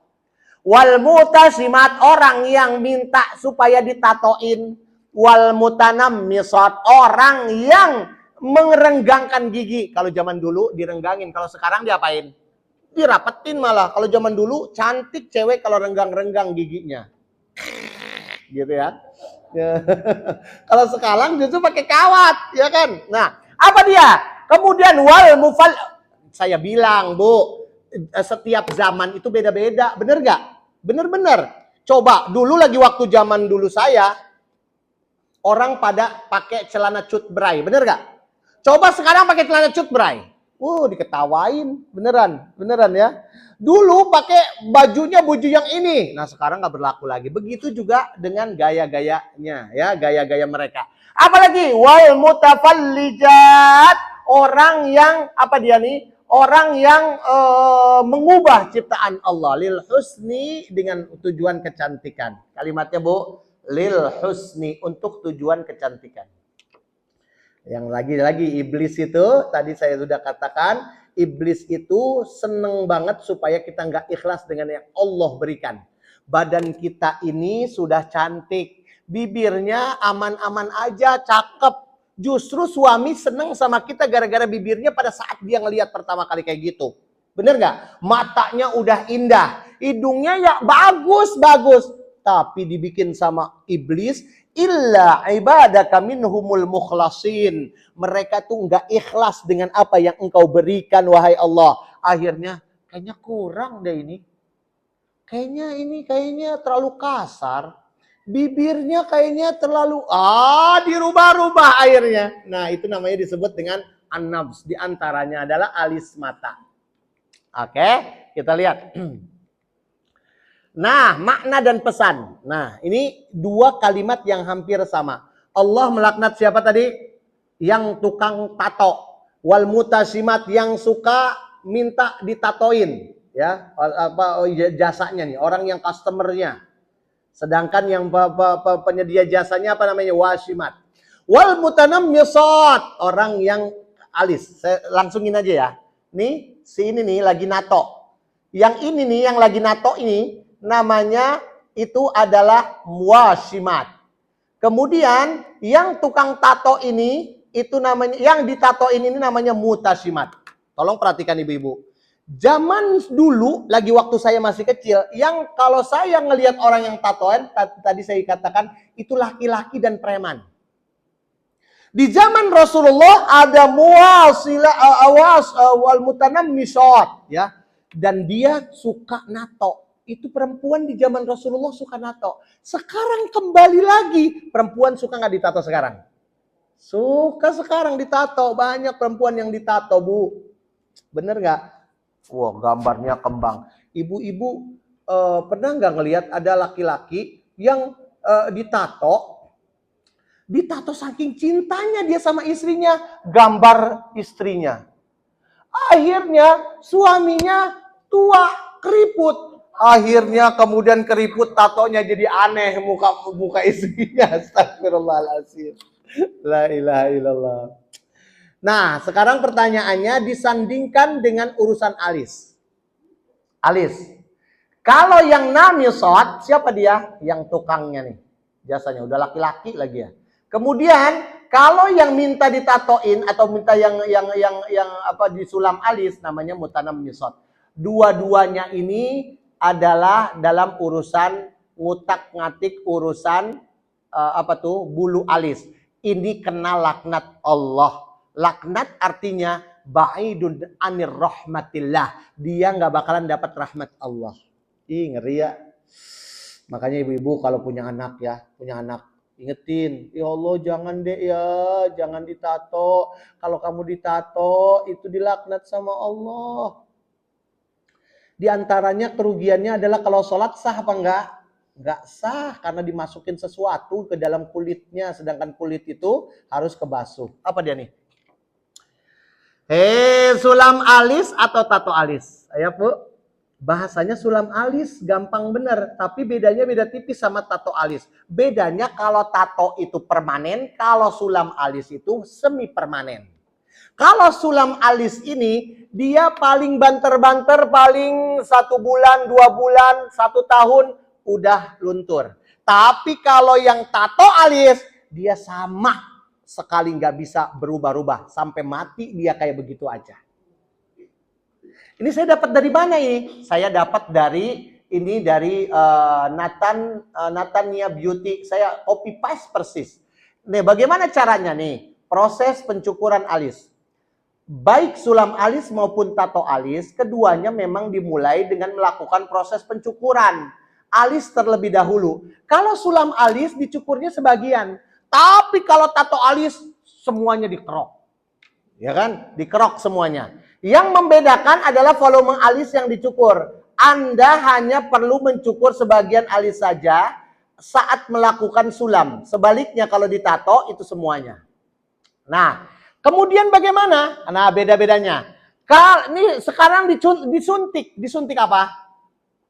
Tinta, Bu. Berarti mutasimat wal wasimat wal mutasimat adalah sama-sama tato. Masukin tinta ke dalam ini. Bedanya kalau yang sulam alis ini sebagian saja, ya. Nah, proses sulam alis tato juga melibatkan penyuntikan tinta. Tinta akan disuntikan di sekitar kulit alis. Bedanya yang satu alis kalau ditato lebih dalam, yang kalau yang sulam alis cuman di area di atasnya aja, sehingga gampang pudar. Dua-duanya gimana, Bu? Haram nggak? Haram karena itu tato. Ya, sebenarnya itu adalah tato. Nah ini, Bu, ini alis beneran nggak? Bukan ini, itu tato, Bu. Kelihatannya cantik gak tuh? Masya Allah. Ya Allah, tadi saya kondangan ngelihat si ibu itu alisnya bagus banget. Padahal tato. Jangan sampai tergiur. Kita tertipu banyak orang selama ini, beneran. Ya, tertipu. Nggak ada manusia yang sempurna, nggak ada. Ya, sempurna banget kayak artis-artis aja banyak itu yang nggak sempurna. Cuman bedanya dia itu ditutup-tutupin ya ketidaksempurnaannya. Apa dia? Waktu pudarnya yang tadi saya bilang. Waktunya Bu sampai 2 tahun, 4 minggu sampai 2 tahun. Ibu mau yang mana nih Bu? Mau tato atau sulam alis? Oke, kita lihat hukumnya sekarang. Nih lihat, bagus banget ya tuh, Bu. Sampai kayak begini, Bu. Jadi diukir, Bu, pakai tato itu. Masya Allah. Apalagi orangnya yang putih gitu ya. Tato apa namanya alisnya sampai kayak begitu. Ya Allah, cantik banget. Padahal tato, Masya Allah. Nah, Ustadz saya sudah tahu itu kan haram. Tapi Ustadz saya dicukur saya. Ini gara-gara alis mata saya yang tadi saya bilang nggak beraturan. Ada yang atas sampai nyambung Ustadz. Gimana tuh? Boleh nggak dicukur? Supaya suami saya nggak ngira saya marah-marah melulu. Ya kan? Ya, Masya Allah. Nah, sekarang pertanyaannya, jawabannya? Mayoritas ulama berpendapat bahwa yang bersuami yang tidak bersuami, gadis maupun yang janda, ya, tidak diperbolehkan melakukan nams, nggak boleh diutak-atik dengan alasan apapun. Tetapi sebagian ulama membolehkan yang tidak bersuami. Maksudnya yang tadi yang bersuami ya, yang tadi bersuami. Tapi yang tidak bersuami dibolehkan, ya, yang tidak bersuami dibolehkan. Jika itu memang dibutuhkan, semisal untuk pengobatan atau menghilangkan rambut yang tidak pantas dipandang. Karena dia butuh untuk dilihat orang juga, dilirik orang. Tapi kalau sudah punya suami, udah jangan diutak-atik, udah. Ya kan? Nah, itu dia pendapat yang ini ada alis sampai nyambung, Bu. Nggak ada bedanya tuh. Nyambung kayak begini. Perempuan juga ada yang kayak begini. Ya. Nah, untuk wanita yang bersuami, mayoritas pakar fikih membolehkan nams, bersuami, yang bersuami. Untuk mereka jika ada izin suami, secara tegas atau ada indikator diizinkan. Alasannya karena nams termasuk bagian daripada berdandan perempuan. Tapi nggak boleh pakai tato, hanya dirapihkan saja. Yang tadi saya bilang tuh, jangan supaya kelihatan sangar, ya. Itu boleh, ya. Pendapat ini juga berlaku di dalam mazhab Hanafi, ya. Begitu juga buat yang ini. Nah, cuman nams itu menurut Abu Malik Kamal bin Sayyid As-Salim, mau yang bersuami kek, nggak bersuami kek, dicukur sebagian kek, cuman dikit kek, tetap haram, nggak boleh. Nah, itu kan pendapat ilmu fikih gitu, Bu. Fikih itu kan ada perbedaan pendapat. Kalau ada sebagian orang yang menganggap boleh, maka boleh jadi dalil. Gitu. Jadi ibu tergantung, tapi hanya sekedar merapihkan saja, ya. Oke, kita lanjutin ya. Hei, mencukur bulu atau hukum memasang bulu mata. Ya, memasang bulu mata. Ibu pernah nggak nih? Ayo, saya minum dulu ya Bu ya. Pernah nggak Bu? Ayo Bu, kalau lagi ada acara pernikahan, sampai ya Allah Bu Nina, itu bulu matanya menggiurkan. Ayah, boleh nggak nih? Eyelash extension, keren banget namanya, ya. Oke, kita nanti juga pakai bulu mata palsu ya termasuk. Kita lihat. Nah, ini saya ambil lagi dari website Halodoc. Ya, Halodoc, ya. Nah, ini dia prosesnya. Tanam bulu mata adalah solusi semi permanen untuk membuat bulu mata terlihat indah dan bervolume tanpa maskara. Kemudian, namun jika salah diterapkan menggunakan perekat yang mengandung bahan berbahaya, ini bisa menyebabkan ketidaknyamanan, infeksi, atau kerontokan bulu mata secara permanen. Ada efeknya. Ini sainsnya ya, bukan dari agamanya ya. Nah, Tidak seperti bulu mata palsu, sementara tanam bulu mata itu dilakukan dengan menempelkan bulu ekstensi tambahan langsung ke bulu mata alami satu persatu. Dipental-pental satu-satu. Bayangin tuh berapa biji tuh ya. Satu-satu sampai membutuhkan berjam-jam. Ya. Bulu mata yang digunakan, tanam bulu mata terbuat dari beberapa jenis bahan yang berbeda.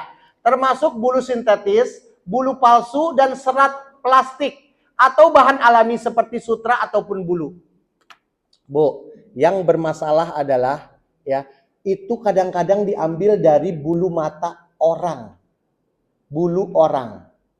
Sedangkan bermasalahnya adalah kita ini DNA-nya ada di dalam setiap bulu.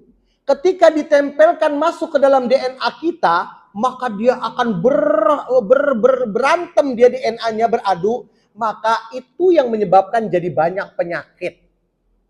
Makanya Bu, ini menurut data di Indonesia penyakit kanker terjadi banyak pada perempuan apa laki-laki?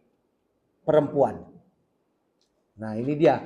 Ini gara-gara masalah kosmetik, ya, gara-gara masalah kosmetik. Nah, sekarang itu udah tahu ya kayak gitu ya. Nih, hukum memasang bulu mata palsu.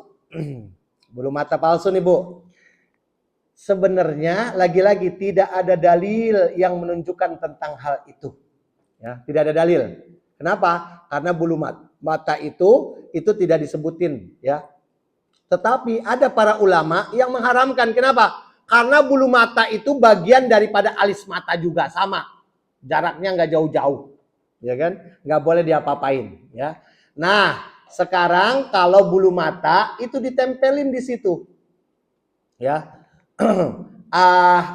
Hukumnya haram apabila seseorang itu untuk menipu, apalagi mau menikah. Pas menikah dia pakai bulu kayak begitu, ya Allah cantik calon istri saya. Pas habis menikah, bulu matanya kemana Neng? Ya Allah, itu nggak boleh, itu menipu. Makanya banyak orang yang kecewa, ya. Itu nggak boleh ya. Secara hukum fikihnya haram hukumnya untuk menipu, ya. Ustaz, kalau untuk sementara aja untuk buat kawin-kawinan, ya, ibu sendirilah yang menyimpulkan hukumnya, ya, boleh atau enggaknya, ya. Tetap hukumnya adalah kecenderungannya kepada haram. Asyari la ya'mur illa maslahatuhu. Sesungguhnya syariat itu kalau nyuruh kita pasti di dalam syariat itu ada kebaikannya. Kalau ngelarang pasti ada sesuatu yang madorotnya, ya, gitu, ya. Baik, CNN. Robert Dorin atau dari True and Dorin Medical Group di kota New York, Amerika Serikat, dikutip dari CNN Indonesia, penggunaan bulu mata palsu bisa menyebabkan reaksi alergi, bakteri dapat menetap di sana sehingga menyebabkan infeksi jamur dan virus. Ini terbukti dari New York Post. Dia pakai apa nih? Pakai tanam bulu mata. Akibatnya apa? I had zombie eyes. Was blind after botched lash extension. Mata saya jadi seperti mata zombie, hampir saja mata saya buta setelah sulam bulu alis, ya, setelah tanam bulu mata. Masya Allah, ngeri ya Bu, ya nggak usah lah Bu pakai begituan, pakai itu aja Bu yang yang lintik-lintik itu, ciut gitu itu. Cut gitu, nggak apa-apa itu mau berhias, boleh ya kan? Nah itu boleh. Iya Ustadz, problemnya adalah ketika saya mau gitu-gituin tuh, alis matanya nggak ada. Masya Allah, ya ibu yang menyimpulkan lah. Pokoknya hukumnya hati-hati, nggak boleh ditanam-tanam dan itu membahayakan. Oke, kita lanjutin. Hukum hair extension pakai konde yang ong Jowo. Wong Jawa nih pada pakai konde, bener gak? Sering pakai konde nih ya. Oke, hair extension. Ternyata hair extension itu banyak jasanya sekarang, ya. Oke, hair extension gimana? Apa sih hair extension? Ini before, ini after. Rambutnya jadi panjang, padahal susah numbuhnya, ya. Nah, pra nikah. Sesungguhnya seseorang, Nabi Muhammad SAW pernah didatangin oleh seorang perempuan. Mengadu kepada Nabi Muhammad, ya Nabi Muhammad, putri saya mau menikah, nggak taunya sakit panas, rontok rambutnya.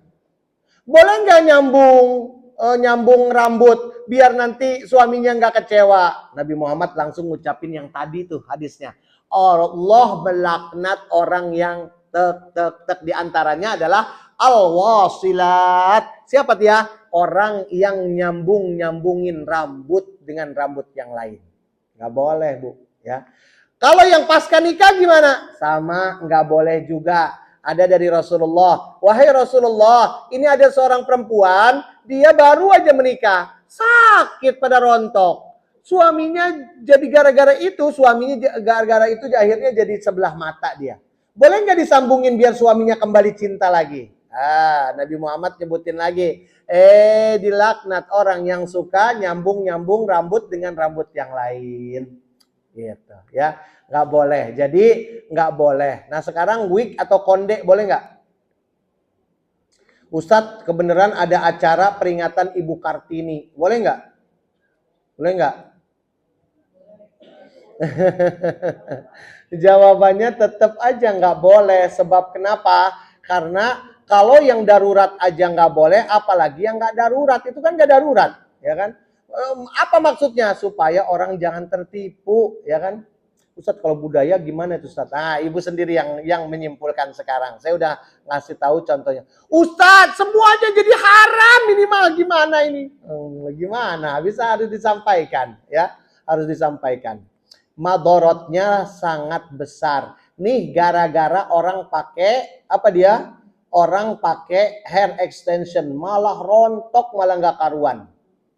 Dan sekarang pakai wig banyak banget nggak? Ya, banyak banget orang yang pakai wig. Akhirnya banyak yang kecewa, terjadi banyak perceraian gara-gara suaminya merasa tertipu, istrinya cantik, nggak taunya pas habis menikah acak-acakan. Ya, Masya Allah. Nah, dan ini resikonya, ya. Oke, kita lanjutin. Nih, Bu. Saya sebutin biar rileks ya. Nih, Bu. Siap. Iya. Sebentar, cantik nggak? Padahal udah cantik. Kita lihat nih, ternyata banyak yang fake. Kita lihat. Lihat nih. Perempuan. Nah, ini biasa nih. Nah, evolution, perubahan total. Iya. Iya. Alis matanya, iya.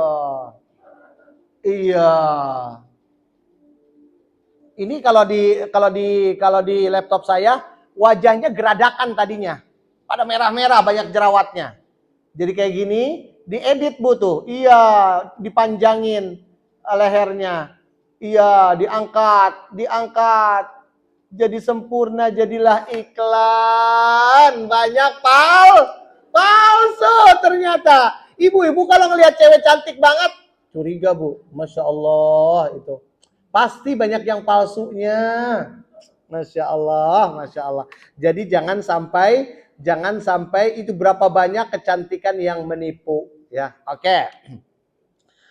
Ustadz, kalau dikeriting boleh nggak? Dikeriting atau rebonding, boleh nggak? Ibu-ibu mertilang sering rebonding ya? Masya Allah, sering rebonding. Oke, nah ini keriting before and after, boleh nggak nih? Dikeriting. Kalau yang ini mau ibu rambutnya dikeriting kek, mau di rebonding kek, mau diapain kek, halal hukumnya. Bener halal hukumnya. Iya halal. Saya tadi agak sedikit merasa berdosa karena semuanya haram-haram. Makanya saya kasih yang halal nih. Ya kan? Boleh dan halal karena bagian daripada berhias ibu-ibu. Boleh ya. Satu, keriting dan rebonding tersebut tidak ada dua pernyataan, tapi yang paling kuat adalah halal. Rebonding tersebut tidak halal mengikuti model wanita yang kafir atau non muslim. Ya, itu alasannya itu doang, tapi nggak bisa diterima. Yang kedua, yang boleh mengkeriting rambut Merebonding adalah wanita yang dapat dipercaya sehingga tidak dapat membuka aib-aibnya. Tidak halal dan haram atau haram jika yang mengkeriting rambutnya adalah pria dan lain sebagainya. Itu alasan-alasan yang beda ya. Pokoknya dasarnya dikeriting atau rebonding hukumnya halal, itu bagian daripada berhias. Nah, yang ketiga inilah yang apa namanya yang kuat dalilnya ya, yang dibolehkan. Rambut yang dikeriting atau rebonding maksudnya ini yang tidak boleh malah. Justru yang boleh yang apa namanya fatwa ini yang keempat nih sangat berpahala justru. Fatwa Lajnah Ad-Daimah. Berpahala. Kenapa? Wa idza nazarat ilaiha sarrathu. Membuat suami jadi suka melihatnya, berdandan, ya. Nah, ini gara-gara apa namanya berbeda dengan orang Islam. Kalau yang ini gara-gara yang nyukurnya atau yang rebonding atau yang keritingnya laki-laki. Kalau yang ini gara-gara diperlihatkan kepada orang lain yang bukan mahramnya. Lah kalau selain ini orang buat suami doang, yang rebonding juga laki perempuan, kemudian yang keriting juga perempuan, jadi boleh hukumnya. Malah justru ibadah, bagian daripada berhias adalah ibadah. Untuk siapa? Untuk kepentingan suami. He mangkana lahu syi'run fal yukrimhu. Siapa saja yang punya rambut maka muliakan rambutnya. Rasulullah katakan itu. Ya, jadi dihias boleh. Haram kalau ditampakkan kepada orang lain. Kalau buat suami, suami mau datang nih, masya Allah berhias. Malah jasa ini ada teman saya, atau sekarang udah jadi film. Dulu ekstrim banget ucapinya. Saya mau jadi WTS buat suami saya. Astagfirullahaladzim. Ya, itu kalimatnya ekstrim benar. Tapi setelah dipikir, dia masalahnya cuma masalah bahasa doang. Tapi maksudnya adalah menyervis habis suaminya. Itu bagus saja. Masya Allah ya. Oke. Kita lanjutin. Nah ini terakhir Bu ya. Sebentar lagi, sedikit lagi udah mau selesai. Ya. Oke. Berjilbab tapi berdosa. Apa dia? Jilbab punuk unta. Ini baru banget itu lagi heboh. Karena ada pegawai dinas kesehatan di Lampung kalau nggak salah ngomong apa gitu ya. Nah itu ketika dia lagi diwawancarain jilbabnya itu sampai panjang banget gitu ya, punuk unta. Ini perlu disampaikan. Ini punuk unta kayak gini Bu. Ini punuk unta nih, ya ada kayak gini. Nah sekarang apa dia dalilnya? Ma'ilat ru'usuhunna ka'asniyatil bukhti. Mereka adalah orang-orang jahiliyah yang mereka itu nanti akan dimasukkan ke dalam neraka Allah, yang perempuan-perempuannya itu mirip seperti rambutnya seperti punuk unta. Nah, punuk unta ada asminah, ada al-bukht, ya. Ini asima itu bentuk frular, artinya adalah punggung unta yang paling tinggi dan menonjol. Ini yang ini. Ya. Nah, sedangkan al-bukh itu dorbum minal ibil, ya. Adalah salah satu jenis unta yang besar punuknya. Nah, ini. Nah, kayak gini, Bu. Boleh nggak kayak gini? Nggak boleh, Bu. Nah, Ustadz, itu kan bukan pakai rambut, pakai bahan atau apa. Nah, para ulama menerjemahkan rambut ataupun bahan sama aja. Nggak boleh. Pokoknya yang jelas kalau berjilbab jangan sampai nonjol di atas seperti punuk unta. Nggak boleh. Ya. Oke, mau rambut. Kalau zaman dulu pakai rambut, kalau sekarang pakai bahan. Ya. Atau memang jilbabnya udah model kayak begitu. Nggak boleh. Ya. Hukumnya nggak boleh. Ya. Oke, kita lanjutin. Hukum menggundul, perempuan digundul boleh nggak? Ini masih dalam bulu atau rambut ini. Boleh nggak? Boleh nggak? Hukumnya kalau misalnya dia sakit, darurat hukum syar'i, boleh. Kalau suaminya nyuruh pun boleh. Kalau suaminya yang nyuruh, boleh. Karena itu bagian daripada berhias. Karena di zaman tertentu ada perempuan yang botak itu seksi. Iya beneran. Jadi boleh kalau diizinkan sama suami, suaminya membolehkan dan bukan buat orang lain. Boleh. Tapi kalau zaman sekarang, coba aja ibu dibotakin suami ngelihat. Udah gila kali lu ya. Gitu palingnya ucapannya. Udah gila kali ya. Pakai dan kowe gitu kan. Nah, itu dia. Baik, itu saja yang kita bisa sampaikan.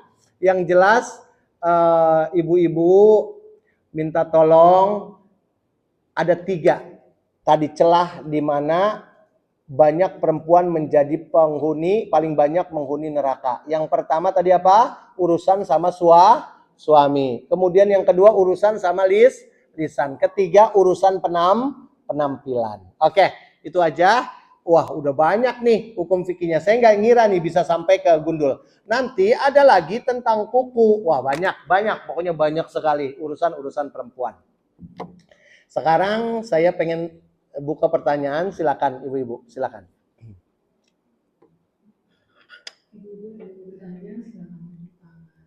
Oh. Silakan. Assalamualaikum Ustaz. Waalaikumsalam. Kalau nggak salah tadi saya mendengar ada di antara sesama wanita muslimah pun ada yang aurat. Kalau kita misalnya pergi atau menginap bersama teman sesama muslim itu apa saja aurat yang batasannya? Bagus. Karena kok saya dengar kalau dengan non muslimah yang saya tahu aurat memang dia harus pakai jilbab segala macam walaupun dia wanita gitu kan. Terus yang kedua kalau ada kayak artis gitu kan dulu ditato gitu ya. Terus sekarang dia insaf gitu kan. Jadi padahal dia sholat sekarang. Nah itu apakah memang harus dihapus tatonya atau tidak apa-apa atau diterima sholatnya? Itu aja Ustaz, terima kasih.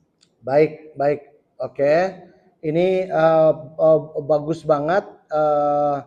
Apa pertanyaannya? Kebenaran saya pun sudah ada di sini. Sebentar. Ini ada batasan-batasannya. Sebentar, Muhammad. Sebentar. La yanzuru rajul ila rajul, sebentar.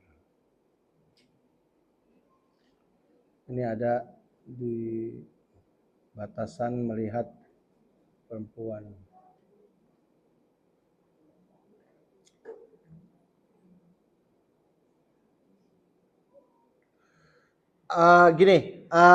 Ini nggak ketemu sama saya. Ulama menyimpulkan bolehnya sebagai perempuan sama perempuan, mau dia itu orang Islam maupun bukan orang Islam sama aja, pokoknya satu jenis, perempuan sama perempuan. Bolehnya melihat yang jelas singkat cerita, perempuan sama perempuan nggak boleh ngeliatin anggota tubuhnya dari sini sampai sini, sampai kemaluannya, sampai ke pahanya, sampai ke dengkulnya. Selebihnya boleh. Jadi kita boleh tuh ngeliatin dadanya, lehernya, wajahnya, sampai rambutnya, masih boleh. Perempuan sama perempuan. Ulama membatasi itu. Tapi kalau udah di daerah sini, sampai, mohon maaf, payudaranya kelihatan sama temennya, atau apalagi kemaluannya, sampai pahanya nggak boleh. Yang apabila dipandang, yang apabila dilihat, dia akan menimbulkan syahwat laki-laki maupun perempuan. Gitu. Ada loh perempuan sama-sama dia nafsu ngelihat perempuan itu. Daerah ini.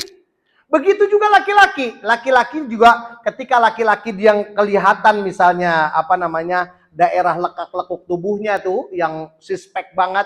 Nah, itu kadang-kadang laki-laki pun suka ada timbul, ih bagus banget, Bro, gitu. Ya, itu nggak boleh diperlihatkan. Jadi gitu, batasan para ulama dengan bahasa yang simpelnya. Kemudian yang kedua, ada orang, ini bagian daripada dakwah, Bu. Ini banyak orang yang mu'alaf, jadi orang Islam, tapi gara-gara si ustadznya nggak punya ilmu, akhirnya dia dibalik lagi ke murtad lagi. Gara-gara apa? Pada saat dia masuk Islam, ustadznya bilang, kamu harus disunat ya. Laki-laki itu langsung disunat. Akhirnya dia mikir, Ustadz saya nggak jadi, dia jadi mu'alaf, saya murtad lagi deh. Astagfirullah, gara-gara nggak punya ilmu. Santai dulu, jangan sampai langsung disuruh untuk langsung sunat. Padahal sunat itu boleh belakangan.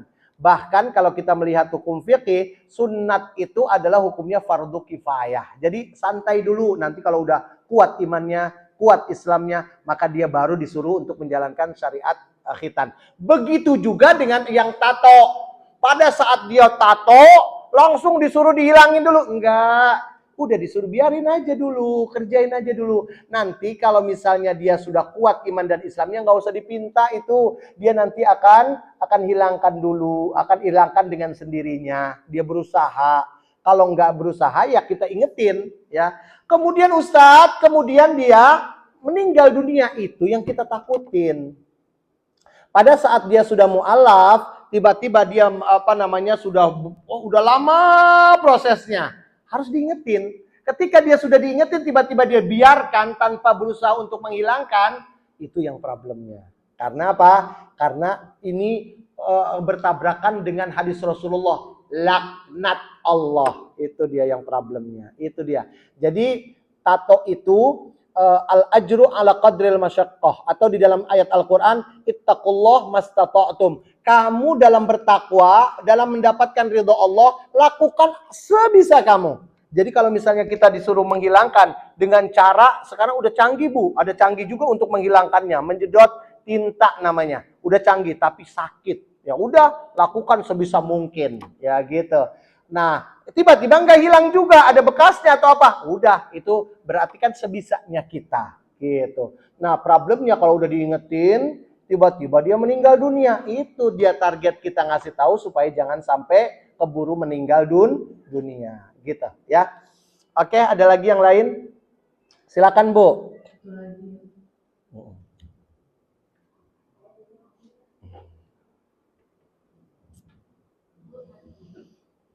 Assalamualaikum warahmatullahi wabarakatuh. Waalaikumsalam warahmatullahi wabarakatuh. Ini masih bertanya soal bunuh unta tadi Ustaz.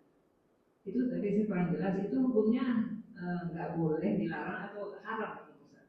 Yang kedua, seberapa ada intinya nggak batasannya tinggi burung unta itu kan kadang-kadang orang masih pakai tapi nggak terlalu tinggi tapi tetap menonjol ke belakang. Nah itu apa sih sebenarnya kenapa dilarang gitu Ustaz? Itu kan maksudnya apa ininya di balik itu? Oke. Baik, terima kasih. Lanjut aja Ibu sedikit lagi biar sekalian. Waalaikumsalam warahmatullahi wabarakatuh. Ustaz, saya pernah dioperasi kosmetik karena saya ada tai lalat yang merah, gatal, suka gatal terus katanya kan bisa kanker. Akhirnya saya di bedah kosmetik oleh dokter bedah kosmetik. Karena jadi tidak simetris, jadi akhirnya yang sebelah kiri disamakan gitu. Itu bisa bedah. Yang kedua saya punya saudara, ya adik ya. Itu suaminya dia pergi meninggalkan, dia pergi ikut sama ibunya, jadi ngurus ibunya karena ayahnya meninggal. Terus adik saya nggak pernah dikasih nafkah. Saya tanya udah berapa tahun, 4,5 tahun. Terus saya lihat adik saya tuh sholat tahajud. Saya bilang, kamu suka doain suami kamu nggak pernah? Kenapa kamu? Ngapain dia juga udah tinggalin saya 4,5 tahun? Saya bilang jangan itu. Habis kemana suami kamu? Lagi netek sama ibunya. Oh gitu. Itu gimana? Saya juga kasihan sama adik. Oke, baik. Pertanyaannya bagus-bagus banget ya. Ini yang satu berhubungan kosmetik, yang satu berhubungan yang tadi belum jelas, yang satu lagi tentang suami. Itu penting-penting banget ini. Saya mau ulangin lagi ya tentang yang berjilbab. Kenapa saya nggak jelasin secara ini? Saya takutnya waktunya udah habis ya. Berjilbab tapi berdosa. Kita lihat nih ya. Ini berhubungan sama hadis Rasulullah. Sinfani min ahli nar lam ara qaumun ma'ahum siyat. Nanti di antara mereka ada orang yang penghuni neraka dan mereka itu memiliki cambuk. Singkat cerita, wanisaun kasiyat, dan perempuan-perempuan perempuan-perempuan nih sebentar. Golongan yang kedua, golongan perempuan yang berpakaian tapi telanjang, yang cenderung tidak taat kepada Allah dan mengajarkan orang lain untuk meniru perbuatan mereka. Kepala-kepala mereka seperti punuk-punuk unta yang miring. Nah, hadis ini dari sisi redaksinya udah nggak usah diterjemahin aja, udah pada tahu. Kenapa? Karena pada saat itu di zaman jahiliyah orang pada naikin ke atas. Sampai sekarang orang Arab kayak begitu, Bu. Orang Arab tuh seneng banget, mohon maaf, rambutnya dipanggul-panggul gitu, ya, dikeatasin gitu. Kayak pramugari. Pramugari kayak gitu nggak? Iya kayak gitu tuh, pramugari. Mirip seperti orang Betawi tuh kondeknya di atas tuh, bener nggak? Nah itu di zamannya Rasulullah, di zaman jahiliyah perempuan kayak begitu. Secara redaksi kita disuruh menghindari karena itu Rasulullah yang ngasih tahu. Nah, kemudian mereka berpakaian tapi telanjang. Imam Ibnu Katsir rahimahullah menerjemahkan 3. Berpakaian tapi telanjang, 1. Dia berpakaian bahannya itu transparan. Transparan, Bu. Mirip seperti telanjang berarti. Yang kedua, bahannya tidak transparan, gelap, tapinya ketat. Sehingga lekuk tubuhnya kelihatan. Itu saya versi laki-laki nih. Itu laki-laki lebih nafsu ngelihatnya dibandingin daripada dia nggak pakai baju tuh, Bu. Pakai baju tapi ketat gitu. Itu laki-laki penasaran banget itu, Bu, ngelihatnya. Serius. Dia pengen, mohon maaf, ini saya lancang. Laki-laki penasaran what is inside gitu. Itu dalaman gimana? Itu penasaran. Kalau nggak pakai kan udah nggak penasaran lagi. Tapi kalau yang di lekuk tubuhnya kelihatan itu penasaran tuh suami tuh, ya. Laki-laki. Yang pertama tadi apa? Transparan. Yang kedua ketat. Yang ketiga tidak transparan, tidak ketat, tapi warnanya mengundang syahwat. Wah, ibu-ibu lagi mau ngaji bajunya, gambar macan. Macan, trio macan, Masya Allah. Atau warnanya yang ngetreng banget ya, ngejreng banget. Sehingga membuat, yang saya bilang, dari belakang itu iblis itu menghiasi kita. Sehingga laki-laki itu pada ngeliatin kita itu, Masya Allah. Bu, perempuan mah, dari semua tubuh perempuan, banyak yang cenderung laki-laki senangnya. Sampai ke jari-jarinya aja, cuman jari-jari doang, laki-laki mah udah ngeliatnya nafsu, Bu.